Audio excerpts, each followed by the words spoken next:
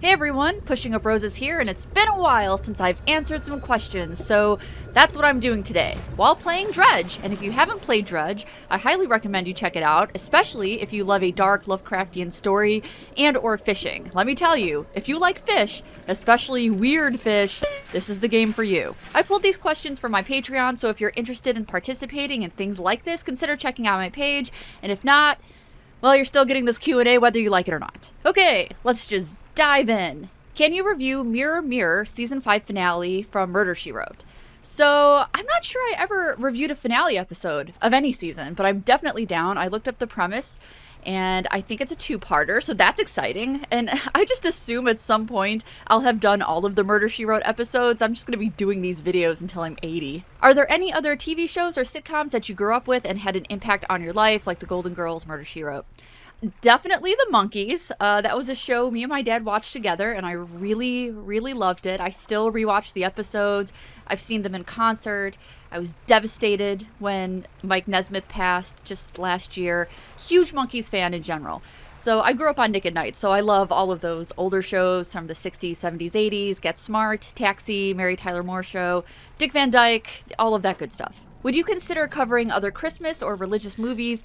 Your video on Angel of Christmas was hilarious. Hope you're well. Thank you. I am doing very well. And absolutely, it's become a tradition now. I'm already thinking about which Christmas films I should cover. And as always, I'm always taking suggestions for that. I think I found Angel of Christmas on my own, just kind of browsing this very strange conglomerate website just full of these low budget movies, but I am always looking for suggestions.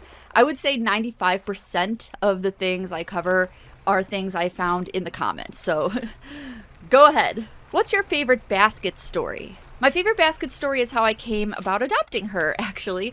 I was at PetSmart getting some birdseed one day, and I saw her in the adoption center in that little area that they usually have at PetSmarts and Petco's. She was being housed there alongside a litter of kittens through a rescue center in the hopes that they would get seen by people walking by and shopping. And I thought she was cute, like so cute, but I didn't think much more about it. Then about 3 months later, I went back, and she was still there.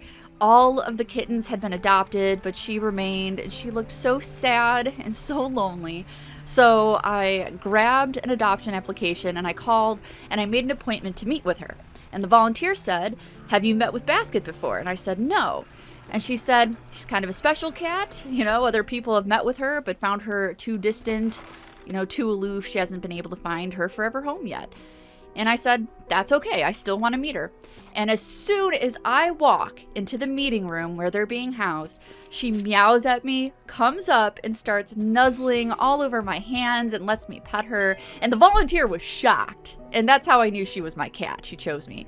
And it was kind of tough after that. It took her about 7 or 8 weeks to come out from under the bed. And it took her a while to realize she was allowed to sleep next to me. I think she's still learning how to cat even today. Even 2 years later, she's realizing that she likes to be up high and she likes to climb shelves. And I think her previous owners were obviously neglectful, so I'm trying my best to give her a happy and loving life. When will you have more paintings available? I want to buy one, but always seem to miss them. Can I commission one? You paint what you want and I'll buy it. Thank you so much. Thank you for that. I will have some paintings up pretty soon. I don't really take commissions anymore, but I should have an update, I would say in the next week or so, hopefully before the month ends. So I can post updates on Patreon on here as well as Twitter if that would help. I'm not sure what the best way to follow my Etsy store is, which is Dysmorphic Art on Etsy. You can also just look up Pushing Up Roses Etsy on a Google search and that will also have it come up. But I can post updates here when something is for sale. I can post them on Twitter. And I think you can follow my Etsy page, but I'm not sure if that actually updates people or not. My apologies. I know it's hard to get updates on the Etsy stuff, but just be patient and I promise that an update will happen soon. What's your favorite bad movie? Hope you and Basket are doing well. That's a good question. I'm not sure. I've seen a lot of bad films, but nothing is coming to mind. Offhand, I would say Mac and Me. And I also love the MST3K episode that riffs on that as well. I think that actually is my choice. Strangely enough, I used to love that movie when I was a kid. Super not the most like kid-friendly movie. There's a lot of weird slapstick in that film, but I loved that movie as a kid. I remember it would come on TV and I'd be pretty excited for it. It's only been like recently in the last few years after Paul Rudd has been pranking Conan O'Brien with those Mac and Me clips that I realized, oh, this is like objectively not a good film. But I like it, and it's my favorite MST3K episode, actually. Are you planning on reviewing more adventure games? I loved your game reviews and would like to see more. I always have an adventure game review in my pocket. I'm never sure when they're going to drop, but I definitely still cover one every now and then.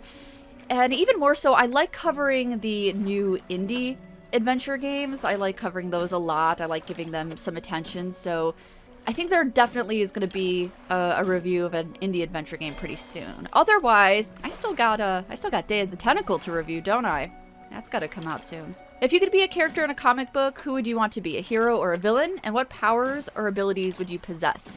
Even though I am, in fact, the darkness, I'd probably be a hero. I gotta help people, you know? Even if my abilities are dark and morbid and macabre, I still gotta help the people. You know, I think, this will be great. One of my abilities is that I can completely wipe out any inflammatory or bad tattoos. Wouldn't that be awesome? You know what? You can actually get those lasered for free. I'm pretty sure, like, if you have a derogative, like an inflammatory, offensive tattoo that you got when you were, I don't know, young or stupid or just a different person, I think people will either cover them. I'm pretty sure that at least some tattoo artists will cover them for free, I think. Have you seen any good movies lately? I just watched Spider-Man Across the Spider-Verse and I loved it.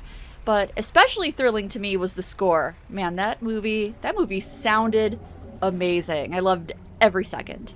Hey, I hope the new tat pain has gone away. Is there any movie you hated so much that you walked out of the theater or turned off the TV if it was at home? I don't think I've ever walked out on a theater, and I'm not sure I've ever turned off a movie either. I think even when a movie is that bad, I somehow feel committed to finishing it, even though I don't like it. I don't know, it's some kind of pride thing. If you left Chicago, where in the world would you want to live?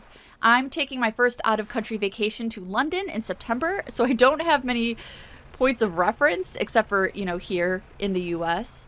I definitely liked Asheville, North Carolina. It's a very artsy place. I like Portland. But I don't know, maybe England will become one of those answers in a few months. Most favorite episode of Murder, She Wrote ever? I'm not sure I can pick, but I will say that I absolutely love the pilot. And that's rare. It's rare to have an extremely good pilot from a TV show. It's really exciting and well done for a first episode. Way more on the drama thriller side than some of the newer, cheesier ones. I loved your Halloween episodes with Needles back in the day. Have you thought about reviewing just the Halloween episodes of sitcoms? I have, though I also find them to be kind of slim pickings. Again, always willing to take suggestions if you have something specific in mind. Would you ever consider reviewing some of the one-and-done mystery series of the 70s and 80s like Ellery Queen and Nero Wolfe? Definitely. Absolutely. I've actually considered it with Columbo, since they're so long and detailed episodes. I've already done a more retrospective video on the show, but there's a lot of great individual episodes and, you know, one-off murder mysteries that I would love to tackle. Specifically, there's an episode with Johnny Cash that I would love to discuss. What do you think of more narrative-driven adventure games a la Telltale versus the more gameplay, puzzle-heavy output of Wadjet, Sierra, or old LucasArts? I love a narrative-driven game. Admittedly, I haven't played many Telltale games, but I like games like A Night in the Woods and What Remains of Edith Finch. They remind me of curling up in bed with a good book, except I get to interact with it. Who's your favorite NPC from all of the old adventure titles? It's easy to pick out favorite playable characters or sidekicks who are technically playable, but more so as a usable item, like in Sam & Max with Max, but an NPC you don't play at all might be a little trickier, especially given how antagonistic so many of them are. That's true. There's a lot of sassy characters in adventure games, but with confidence, 100%, my favorite NPCs of all time are from Grim Fandango. I'm not even really sure I could pick a specific favorite because all of them are fantastic and they add so much to the game.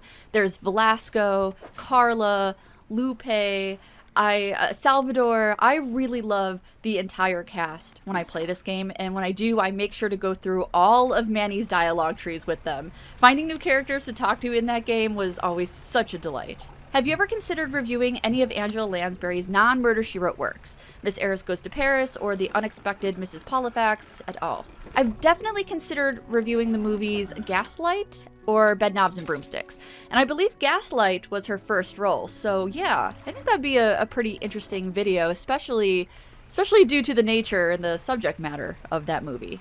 Okay, everyone, I have answered all of your burning questions. Thank you so much for listening to me prattle on, and I will hopefully have a new video out for you soon on a very questionable Stephen King adaptation, of course. For now, if you want to check out some of my previous videos, I have a few recommendations on the screen. And until next time, stay spooky.